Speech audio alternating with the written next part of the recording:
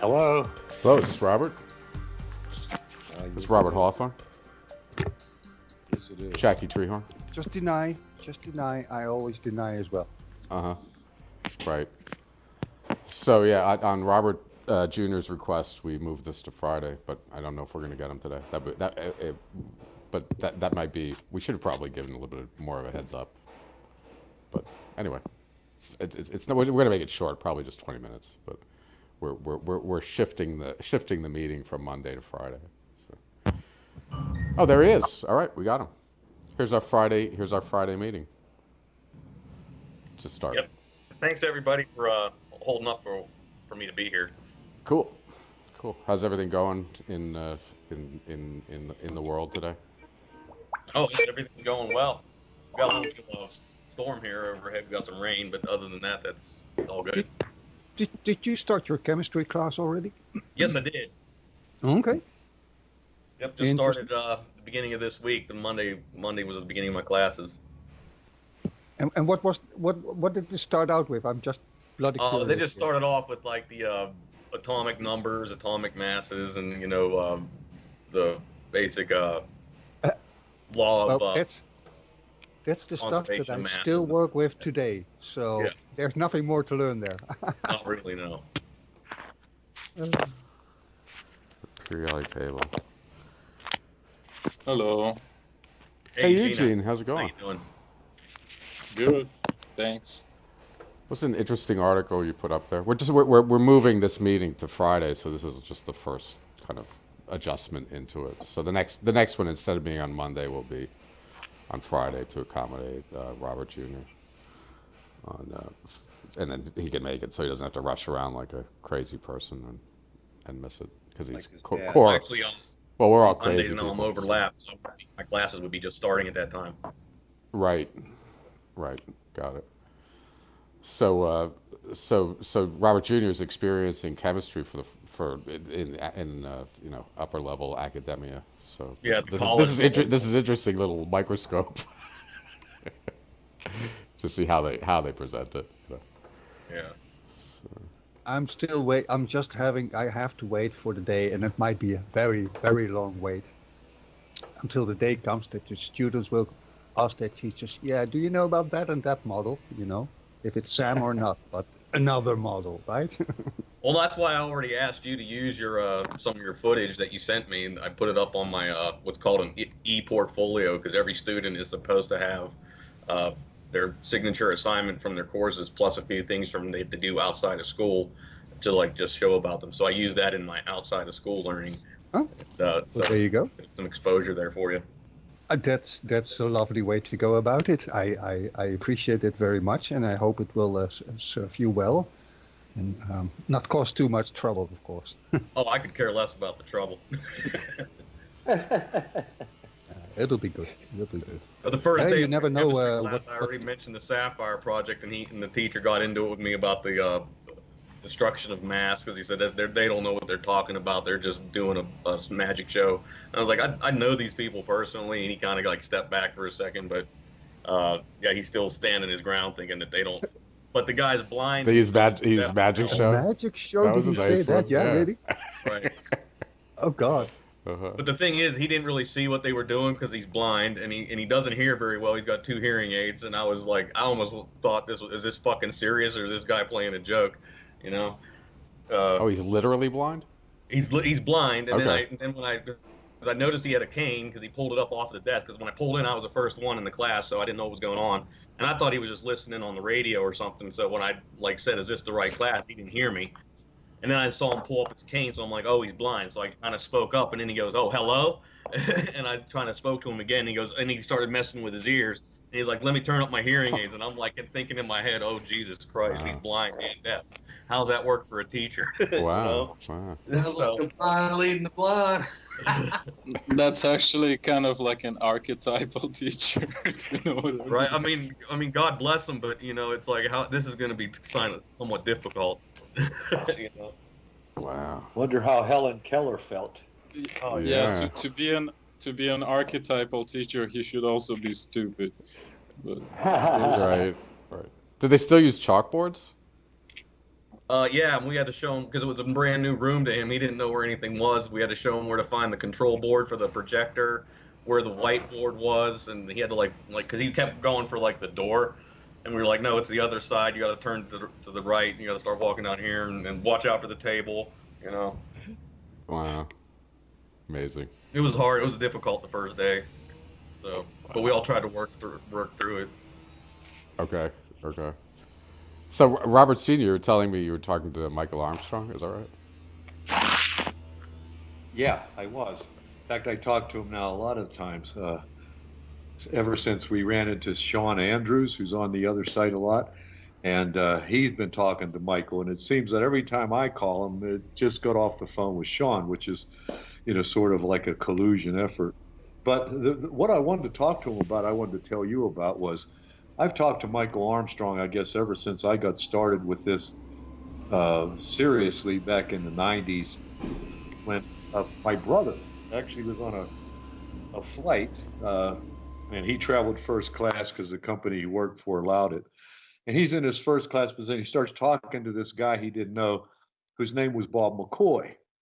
And for some reason, my brother gets around to talking about Velikovsky, which made me laugh out loud because he ain't never read a paragraph of what Velikovsky wrote. He's just listened to me talk about it. And I used to get the books every time I'd find an old bookstore and give them away. So I read it a lot of times.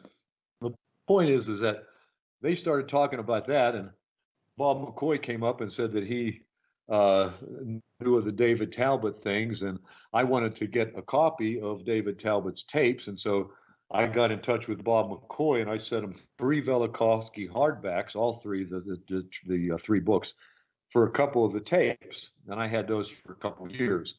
Well, around that time is when I started talking to Michael Armstrong, and at first I thought he was really involved deeply from the beginning of the Electric Universe and Thunderbolts, but he was talking to me about being a philosopher, and I started talking to him about being a religious guy. So we started having some pretty in-depth conversations. It would last an hour and a half or two, and I enjoyed it a lot. He's really a great guy to talk to. But one day I'm talking to him, and he put a viewpoint of his philosophy, and I wanted to counteract that with the religious view. And Michael says to me, Bob, now you're assaulting me. I said, what am I doing, Michael? He said, well, you're assaulting me. And I said, how's that? He said, well, you took my opinion on that, and now you're I said, no, that's my opinion. I'm not assaulting yours. I'm just viewing mine out there. So we got pretty deep.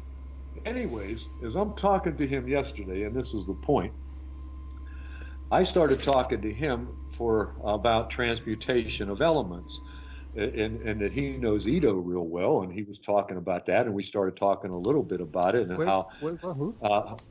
Pardon me? Who did? Michael Armstrong. Michael Armstrong started with David Talbot back in '94, a philosopher, a chemical engineer. Oh, right. Right. So he was at a lot of the seminars from 2012 up to 17, which he did not go to. But I talked to him right before the seminar, and as we're talking yesterday, I mentioned Ito's name and working about transmutation, and he interrupts me and he says, Bob, I want to ask you a question. I said, what's that, Michael? And he said, what is the obsession stone? I've heard of this, that you've talked about it and others are talking about it, the obsession stone. What is the obsession stone? So when I told that to my son, he said, well, there's another hour and a half conversation. So, yep. Once you put a dime in that machine, you get the whole story. So what I did is I started with Upheaval Dome and the relationship, but I went right back to the first ball that was on the vice president's desk that I had to help and everything, and he had this first ball, and that's what got me started.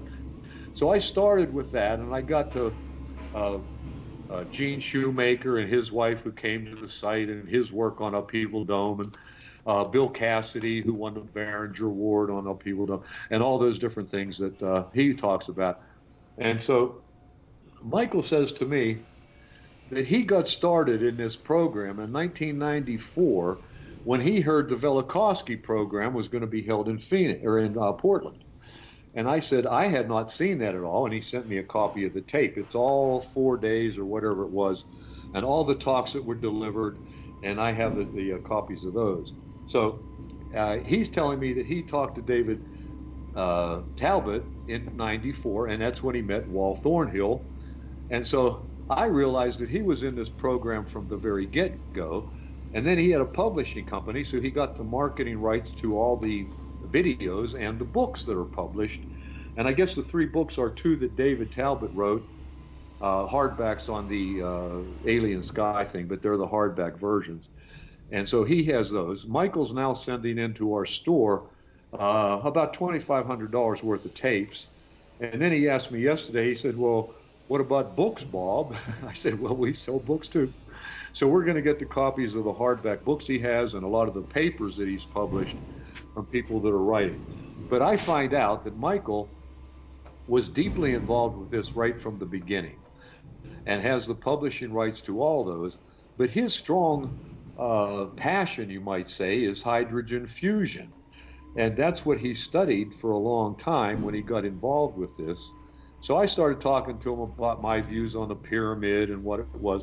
Originally, I thought it was a photosynthesis duplicator, and kind of worked that out and with the water stuff. And then in 1984, Phoenix published a scientific result of a paper down there that was, they just discovered that they reproduced photosynthesis in the laboratory, that they actually were able to reproduce the process of photosynthesis and produce some minor amount of a volt or 2 of electricity. But I thought, well, that's it, but you wouldn't build that big building for, to duplicate photosynthesis. I didn't think that's what it was. So I narrowed it down to what it is, and that was a hydrogen fusion plant where they took the water, separated the hydrogen out, put it in a high density place where you could contain it, which would require a lot of piezoelectric energy and pneumatic pressure, which is exactly what the pyramid did. And then they just used that hydrogen to create whatever form of energy they sent up to their star. But anyhow, that fits better than Chris Dunn's program, that they poured they poured some kind of crap down the King's Chamber ventilation chambers. There's 2 6-inch holes cut that go up out towards the edge. And he says, well, they put down, I think it was zinc something or other, zinc something, and some other chemical down the other side. They would mix, and that would separate hydrogen out. Then they would use the hydrogen to make microwaves, and they would beam those to the star on parabolic dishes, and that's how they powered the northern hemisphere. That's Michael Dunn's story. Well, what the hell would they do that for? There wasn't no hole where you put the stuff into the air ducts. They're not air ducts. They never went to the edge. They ended about 2 to 3 feet before the surface, so they didn't gather air. So what were they? If they're 6-inch holes cut perfect right through solid rock, we couldn't do that shit. What were they? They were antennas. You put the antennas up through there, they connect the muons. The muons flow down. The muons make hydrogen fusion at tabletops. Read what Dr. Stephen A. Jones said about hydrogen fusion and muons. So when I tell that to Michael Armstrong, I say, I don't know what the hell a muon even is. But Stephen A. Jones, back when he was working on the 9/11 project, and it was brought down by thermite, he had published books on thermite, or on muons, being able to enable tabletop fusion at low temperatures. But the reason you can't do it is because muons are so expensive to produce that you can't make muons to produce tabletop fusions. You're wasting money. It would not work. And I wanted to call Stephen A. Jones on the phone and tell him, hey, butthead, I read this article on the Great Pyramid, and it says that because of those heavy red granite blocks that create piezoelectric energy when there's pressure on them, that the 2 gabled tops of that Pyramid King's room, that looks like a battery, by the way, those 2 gabled tops could put so much pressure for the limestone on top of them, the weight downward would push on those so hard that it would create a tremendous amount of piezoelectric energy, which is what you need. They say, I ain't the guy that says it, but they say if you could create hydrogen fusion, you got no container to keep it in. You can't stick in a garbage can with a lid on it, it'd blow it up. So what do you contain it in? They don't know. They say that whatever it would have to maintain a lot of piezoelectric energy to create that force to hold it in there, or pneumatic energy, like pressure to raise a building up with a little jack. I think that's called pneumatic energy. Don't know. But anyhow, that hydraulic pressure is what it is. So hydraulic pressure is formed with the pattern of the king's chamber, the great gallery that goes in 7 different dimensions all the way up to the roof. And now they've produced it. It produces that sacred sound of 400 and some, the God sound, that's supposed to be the way things work. That's what the resonation, the Great Pyramid resonates at that frequency, and so that's kind of an interesting thing because if you look at the Great Pyramid, let me on this. If you look at the internal chambers, they used to say that they took the organs, the internal organs, out of the pharaohs and saved them. They took them out and saved them for something. If you look at the Great Pyramid, you could say that the structure of the Great Grand Gallery, where water would flow through that and ripple down over those things, that would create big pressure and also harmonic resonance. But it could actually be used to separate, like the lungs. When you breathe in air, you change oxygen to carbon dioxide. That's an atomic process in your lungs. That Grand Gallery could have been a separator for the hydrogen and oxygen in the water. Because all pyramid builders, from the great ziggurats of Babylon to the ones in Mexico that we study, they're always built over a well. They always feed water into a lake or a river, as the Nile or the Euphrates and Tigris, and there's always a preabundance of agriculture that grows like crazy. So what does that mean? That means that water grows stuff, and if you take a molecule of water and you treat it under a cardboard pyramid 12 inches high and put a glass of water out of there, they can scientifically show you that the distance between the triangle of the two H's and an O separate. They get bigger. That molecule expands the dimensions of its diameters. And so what that means is water then becomes more assimilable. You can assimilate it into things easier. Therefore, plants do grow better under pyramid-treated water. And so what happens is a cardboard pyramid will help to separate the molecules or the atoms in that molecule, and a great pyramid completely separates them. And so that great pyramid would actually enable water to lose some of its hydrogen that they could use, disperse the rest into the Nile, which created the fertile delta, or the Tigris and Euphrates, where the ziggurats and the hanging gardens of Babylon went into the rivers and created their agricultural development.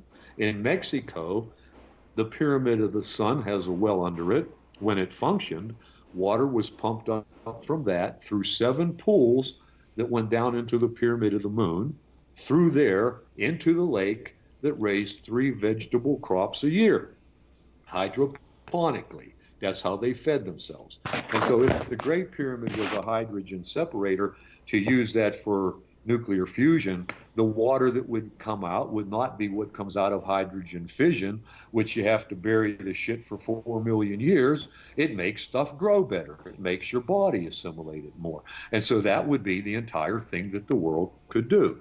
The power they created was then either gained from the great circles, which have piezoelectric energy in them, or it fed the great circles, and then they could use parabolic dishes anywhere on the northern hemisphere to point to the North Star, which was Draco at those times, and they would be able to get the power. So it was a power source for the planet on all the great circles. That's my viewpoint. Of course, I never had a day of school. So I talked to Michael Armstrong about that, and he's all saying, oh, that he sees that effort. And as we start talking, I tell him about the Stephen A. Jones and muons. And the point of that is that muons are known to come through the cosmos. They blast the Earth, billions and billions of them a day or a minute. It's a lot of them. And so if the hydrogen, if the muons are coming from the outside of the Earth through the cosmos, and you can have a basket to catch them in, like the Great Pyramid would do, and you can function them into the reactor that you're building, and the tabletop muons that Stephen A. Jones preached about would be functional. They're there. They just collect them. So he don't have to make them as he did. And the company in Japan that's working on muons in the Great Pyramid is right there. They could do that. And so I was talking to him about that. But the big thing is here, I'm going to end this quick. I started talking to him and found out that everything that I have like worked on and all the people that I know, he's personal friends with. He had meetings at his home every year in Portland when Wal Thornhill would come here from New Zealand or wherever he's from. I thought it was Australia, one of the two. Anyways, wherever he would come to America to do his work here, everybody, he says, would meet at his home in Portland. David Talbot lived there, so he was always there. Rupert Sheldrake was there, and they would talk about fusion in the world and record it, and he has those recordings and stuff. So he has been with the Electric Universe and Thunderbolt since it started. And he tells me that in 1994, when this busted his whole life, and he got so heavily involved in it, I said to him at 95 is when I came out here and started working with that ball on the president's desk and met Bill Cassidy and Gene Shoemaker and got involved with it. And the same thing's happened to me. It just has thrown us into this thing. And whether we think it was an effort by some outside hand or not, it don't matter. It was, it is, and it will be. But I believe that in the early readings of the Mormon doctrines that I've read, there was a guy named Parley P. Pratt who wrote a book, Jesus, it was in 18-something. And this book is called Science the Key to Theology. And his viewpoint was that all knowledge comes from God and all knowledge has to conform as truth. And so therefore science and theology are at odds. One or both are wrong. They have to formulate together. And I believe that what theology is there is all bullshit because it's been taught by people that want to control. And the whole industry of our world is bullshit because it's been done by the scientists who want to control everything. And so it's going to come new. And we are the impetus to do that. We're bringing together science and religion and how the atmosphere works, how the universe works, and how I work. That's all together. It's the same thing. Your lung is a Birkeland current, or no, a Lichtenberg pattern, and so is a tree. And Buddy James will tell you that. He got pictures of it. So everything's the same. It's bringing together everything. And I just feel that, holy hell, with Michael Armstrong involved with this now, he could, I almost want to just get in the car and drive up to Phoenix, Portland and spend a couple of days with Michael and go over and see David and tell him, hey, look, who's this guy Stewart? So let's talk what is to somebody. his role of involvement, if you will? Pardon me?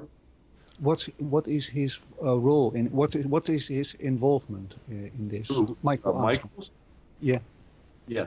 Michael Armstrong is the publisher of all of David's tapes and all of Electric Universe tapes that are published. He produces those. He's a printer. And so he prints books, right, publishes books. And so he has the license to publish, and they're not selling well now. So he wants to send a whole bunch load into our store that will be carried on all the websites. And so all the right websites that are using this to sell, they'd have availability at all the books, all the tapes, and everything else like that to buy. So it's another way to monetize for us.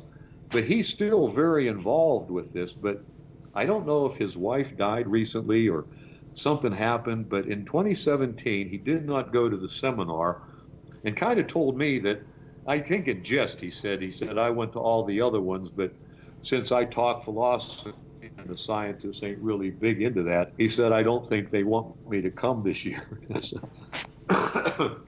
And I laughed and I said, well, Michael, I think that if you wanted to go, you could. He said, oh, no, I'm sure if I wanted to, I could call and ask and they'd invite me. But they haven't called me to ask me what I want to talk about. Anyways, I am believing that he really wants to get more deeply involved. And with that work we've done, it doesn't seem to have gone anywhere with the Farrell guy and the University of Utah State, which has the patent rights on that small apparatus that does fusion in comparison to the big one, Idea. That's still sitting there. And Michael Armstrong got really involved when I was telling him about that, but I didn't know too much to tell him about Farrell or what he did. But if we follow that up and we can get Michael Armstrong involved with that group, I believe that would lead to a lot more.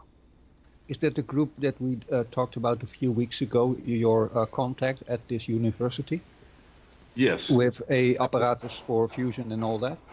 Right. And so that's what Michael Armstrong is deeply involved in. He's done that. And he believes that muons would be a help, as Stephen Jones. I don't know if you've ever read Stephen A. Jones. Okay, Stephen A. Jones did papers on muon fusion. That's all you have to look up on the whatever internet. Dr. Stephen A. Jones, or Professor, PFR, is Stephen A. Jones, BYU, papers on muon fusion. And you can read those. I mean, he got into it very deep. What got him off of that process was when 9/11 hit, he was a thermite expert, and he said that those buildings were brought down by thermite, and he had pictures of the big steel beams that are 2 feet wide being cut at an angle that they use to walk buildings. I mean, it's the exact same cut angle that they use to what they do they walk a building when they're going to implode it. They have to actually move it off its base. And so to do that, they cut them with an angle, and he showed all these big girders that were cut and fused on the ends, and you can't do that with normal fire. You just can't. So he showed how that was. BYU fired his ass and said that he resigned, and he would then quit his job at BYU physics professor and went around the country preaching that 9/11 was an inside job done with military thermite. He didn't say the government did it, or he didn't say that who did it, but it was done and physically brought down. It just didn't fall because a plane ran into it. And so he dedicated his whole career that got really ruined by preaching that the Twin Towers were brought down as an inside job and that it was done purposefully. And that went really bad against the government, so BYU let him go. And he lives about 50 miles from where I live, 100 miles. And I've always wanted to drive down and run into him because he didn't ever associate that muons that come through get collected by the Great Pyramid. And that's in a published article that I happened to read. And if he's true that, go ahead.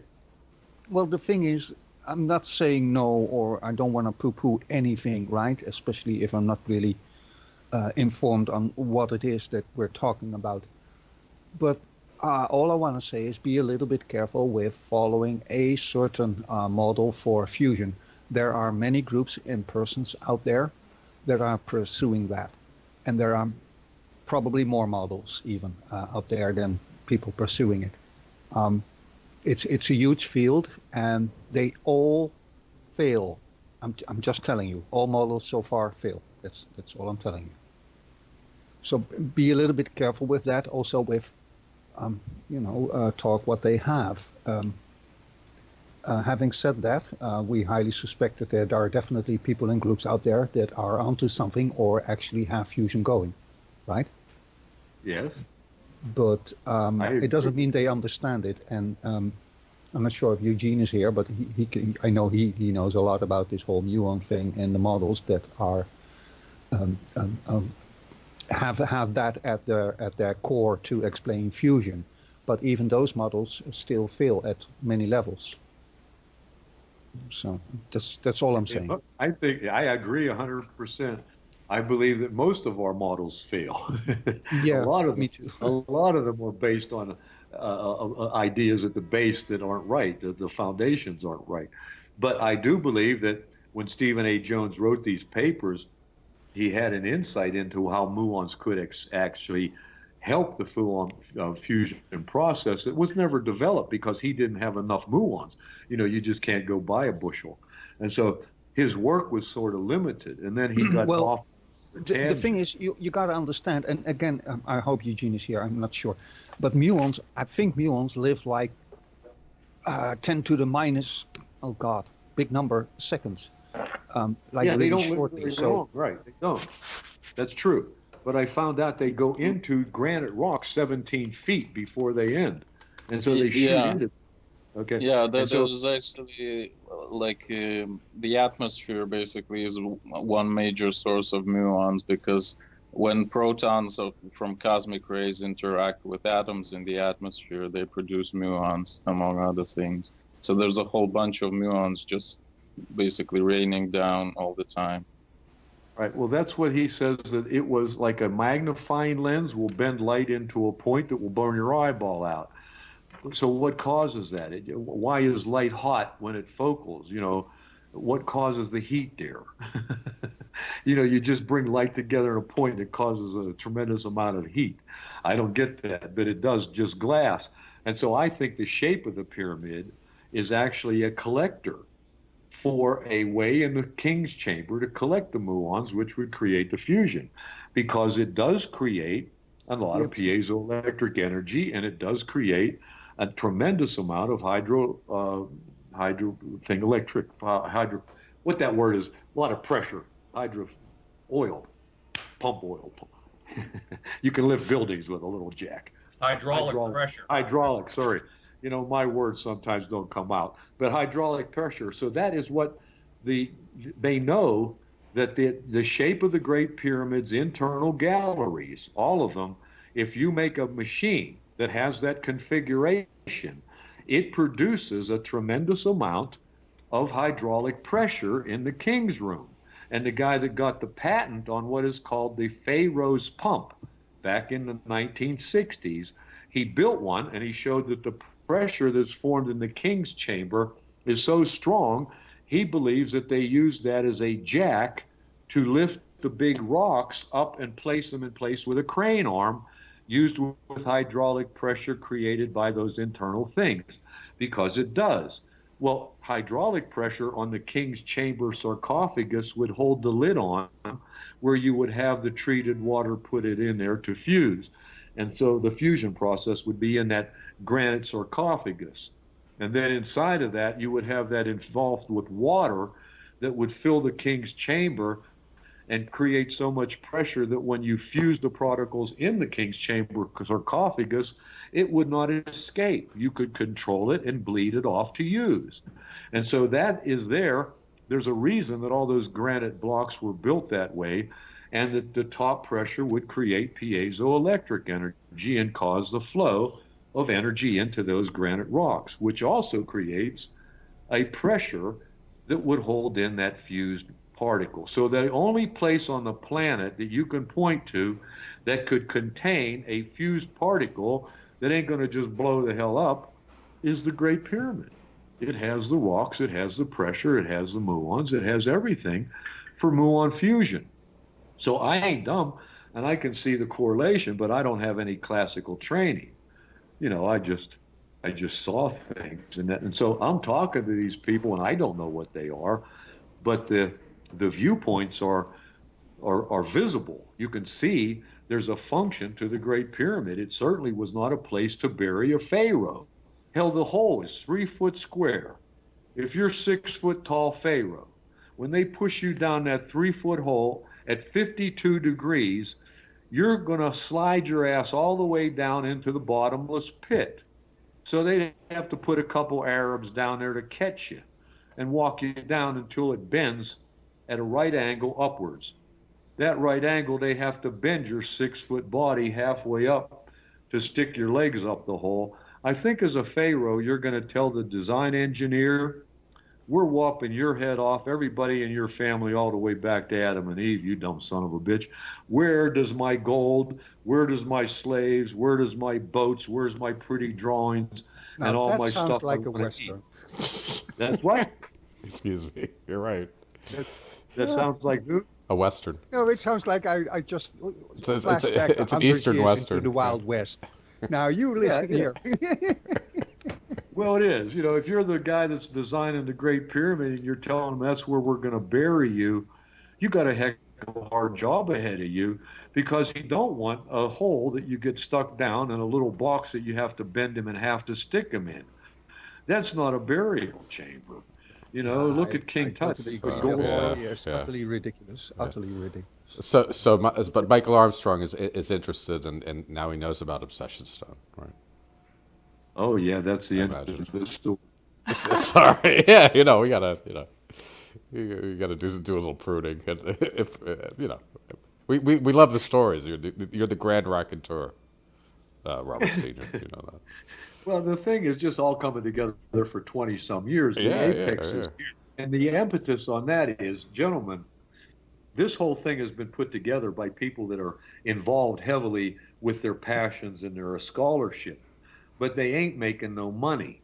Their websites are creating all kinds of havoc with that, and everybody else that's heavily pocketed with money, but they're looking for money for investors that are backing it. Right. I truly believe that Obsession Stone can be a key figure if I can get enough of it on the websites. People love this shit, and if they buy it, it's a way to monetize what we're doing, and that can get interesting because Bruce Laybourne has other ways with David to put together his operations, and all kinds of things are coming together to formalize here. But when you're at the apex of something, that's when you have to get your shit together and Right. move it. Yeah, You can't let it wait because it'll pass. that's Time right. passes. You leave it. Things It's like change. leaving money on the table if you don't move on it.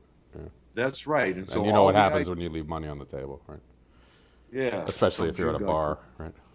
guy- I should have said that on the air. I didn't hear it. Some- I didn't hear what you said. Yeah, some Jew guy comes and gets it. Oh yeah, I know. I don't know. That's Yeah. everything they sell is Yeah. $13.98. Right. You buy retail? You never buy retail.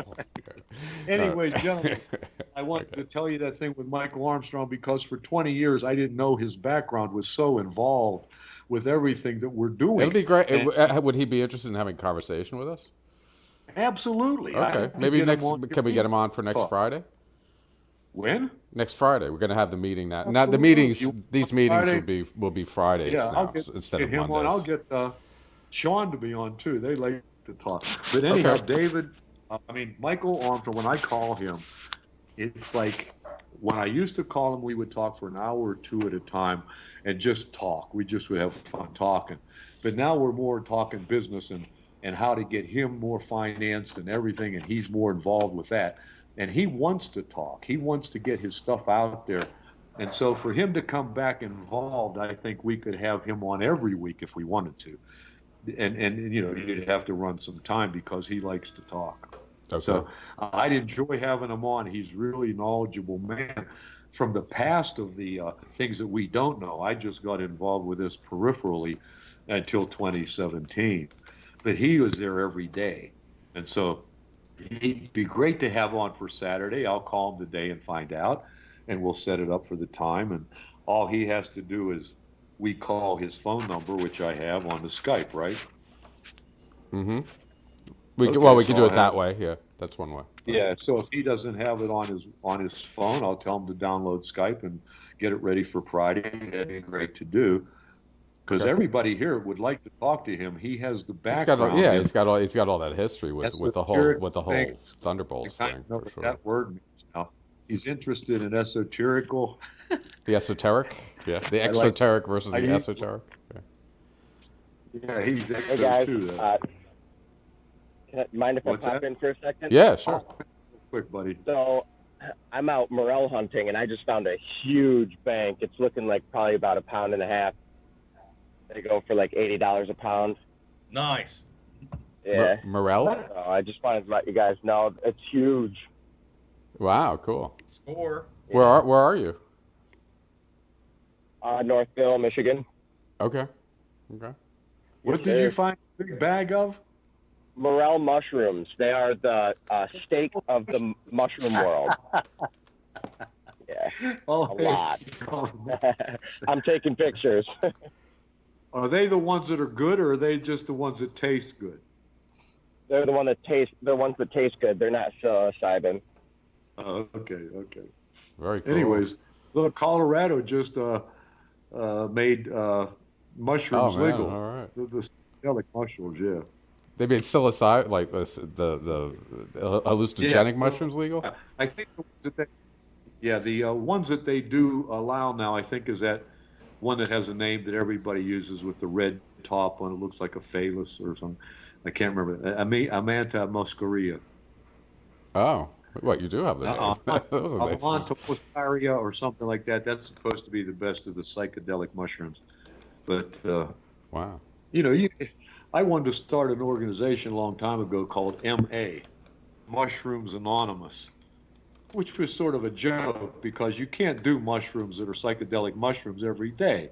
Oh, right. These are the classic elves. Yeah, Right? so you Yeah, can't. What's that? these are the ones that the noted the reindeer thing with the stories from the from the Old Yeah, Norse. Right. Yeah. Those are Area. the trippy ones that the Smurf lives under. Yeah. Yeah. Aren't they poisonous? No. The Amanta muscaria has been used throughout Yeah, well, history. No, It's the but one they that are They are poisonous. poisonous, though. You need to neutralize the poison. Yeah. The reindeer can do it for you too, but then you need to drink the pee of the reindeer. That's the. Then it's, Do you know that's where the term "pissed off" came from? Was the mushroom cults? Really? Well, it Yes, could- because You know mushrooms that, were yeah. not plenty. Mushrooms weren't plentiful enough to get everybody in the cult high. So they picked one guy that would eat the mushrooms, Yeah. and they would drink his piss. Yeah, that's the shaman, and they drink his piss indeed, or the reindeer which ate it for you. But anyhow, that's strong enough to get everybody high, apparently. That's right. So that's right. When you were then, you got in that group of that cult, and they got mad at you. That's when you were pissed off. You couldn't enjoy. You couldn't drink. And so that's because you were left out. Pissed off. You were left out. Yeah, you left out. You were Okay. pissed off. So that's where the mic. That was What a from the bummer. mic. Anyways, I didn't know that with the Santa Claus things you had to drink the urine of the reindeer, but. Well, that's what the shaman do, because then they don't suffer from the poison. You can't just eat the thing. It'll be Okay. poisoned. Uh-huh. Right. Well, I don't know any mushrooms that are really, you eat them, you die. I just thought they all were, you got psychedelic and you get scared and jump out the window. No. I This, think this, it I is should, nothing. you should be a little bit careful with this one. Just normal house. It's being used by farmers over here still. I'm Uh-huh. not so sure if they still use it, but when I was young, I've seen it in several houses. They just chop it up a little bit, put it on a dish in the kitchen table, and the houseflies come to it. They like it and they die. So there you And go. they die. And they die. Yeah, and it's actually the Russian name for it is muhamor, which literally means the one that kills flies. We call it in Dutch vliegenzwam, and it means fly mushroom, but Yeah, in the sense of you catch flies with it, it kills them. Yep. All right. Well, I didn't know all those things, but I did mushrooms a long time ago when I wasn't too smart. And I didn't mind them at all, but after about 6 hours, you say, geez, oh man, get the hell away. Come on. It's too long. I don't do anything. I'm a purist, honestly. That might be the best high there is, huh? What is? That might be the best high there is, pure. Pure. That's right. I'm agreeing. Yeah, no But joke. you can accentuate your senses every once in a while to feel a little better. Anyways, I enjoyed this day today. I talk too much. I always Oh, you're do, great. but- You're great, but What's that? It's you're great. To listen to. Hello? Hello. Can you hear me? What happened there? Said I talked too much, and what somebody I said? think he unplugged his cable or something. Oh, me? Can you No, hear me? no. Oh, okay. I can hear you. Okay. Can you hear me? Can you hear me now? Yes, sir. Can you hear me now? Oh, okay. Well, I'm still here. That's important. Okay. To you, baby. All right. I was getting out of here, honestly. at Yeah. 9 o'clock. Oh, by the way, I could hope- you take some videos of the place, our little shop there, Copper I'm Light gonna Center? take some pictures, some stills, and a video, and then I'll try to figure out how to send the videos because I can't do them on a message, but I think on email you can. So I'll send them over to you, and you can then put them in a composite or something that we can use and put them on some things. Okay. So I'll do that today, and I'm going to make sure that the rest of it is cleaned out. And I'm not going to take too much over because I really can't be lifting heavy desks getting crap. But not because I ain't strong. I'm strong. But I got 3 cracked ribs, and so I lift something it sort of pulls me to the side. Yeah, that's painful. I had that. Yeah. So Pops if away. someday in the future, somewhere in the future, I'm in the neighborhood or able to come over there, is there a place to crash in the shop? A place to crash? To crash Oh, down. you can come here and stay at my place. We have a cabin you can crash in. And there's a motorhome over there that's just used for the geology tours, which are twice a year. That's available. Plus, we can put a hammock out in the back. You can sleep under the stars. Yes, Edo. How many people? So places to crash are definitely available. How many That's people all I need to could? How know. many people could sleep in that thing? If it, like In what? in the store? In the store? Yeah. You could have the whole geology team stay there. We could put beds up inside of it. Could you do that? You could do like a real rootsy type of thing. Tents But out in the back. you could put The tents in the back's like back. a quarter Yeah. acre. What's that? I'll put up that'd my be little great. tent in That'd be the desert. hilarious. Hilarious. Yeah. The guy Does that it owns even it have the has it all amenities, or fenced just in. have to be a sleeping space? Just a sleeping space, you know. I mean, just rough it, you know. Yeah, the but real I rough hear it. from those sailor stores that there are bound to be people that snore, you know. There goes your night rest. Yeah. That's indeed right there. Yeah. Yeah. He has 2 empty lots that have water and sewerage, I think water and electric, down at the end of town. And he said, I can use those 2 lots to put the motorhome in. And if we have tents, and so people could sleep in tents or there, or the motorhome, will sleep about, the 2 beds in the back are twin beds. So that's just, you'd have to have maybe 6 people could sleep in that, or 12 friends. Okay. Yeah, 12 good friends. You have to double up. Anyways, there's that. Plus, we have the ability.